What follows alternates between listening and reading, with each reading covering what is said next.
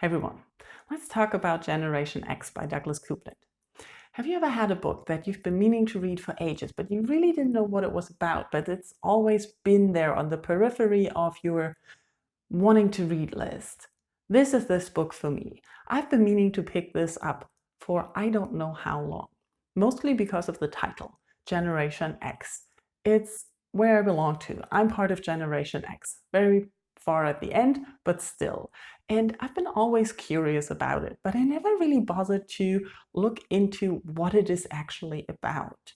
And after a while, I thought maybe it's just not relevant anymore and might be dated a lot. But this book turns out to be the complete opposite. The book is following three young people at the end of their 20s, and they live in the desert somewhere around Palm Springs, turned their back on society, and they're doing menial Mac jobs, as they call them, just to pay bills. And the book is set in the middle of the 1980s, but it could have been written today and set in today, because the three characters talk about their lives, how they are trying to escape yuppie culture, which felt like mainstream culture in the 80s, where people were trying to create a lot of income and make money. Sound familiar? And they talk about the jobs they had and the dissatisfaction they felt in those jobs, the low pay that young people got in beginners' jobs, and how it was impossible to pay for things and have nice things unless you moved up the career ladder, and the purpose of that was kind of lacking. And all of this happens in this book. It's not really a plot-driven book. We have these three characters telling each other stories, and we have our main narrator, Andy, who tells us the backstory of the three characters that we have.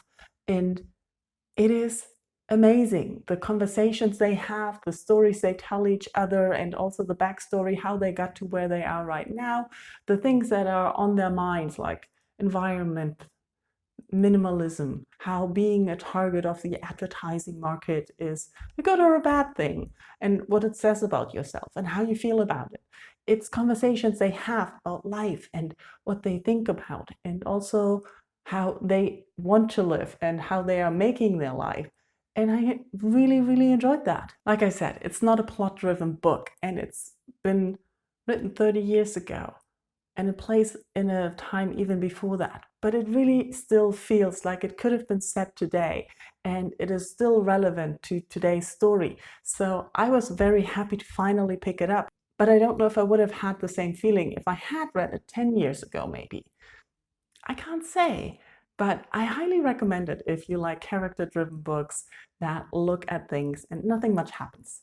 Let's be honest, nothing much happens in this book. Before I go, I need to tell you that I really enjoyed the way that footnotes were used. Well, it's not exactly footnotes, but at the bottom of the page, not every page, but many pages, there was kind of a glossary and some commentary going on that explains the situations or described things that were going on and gave things a name, even though the characters didn't use that name. But it really gave more background information and a definition to things that were going on.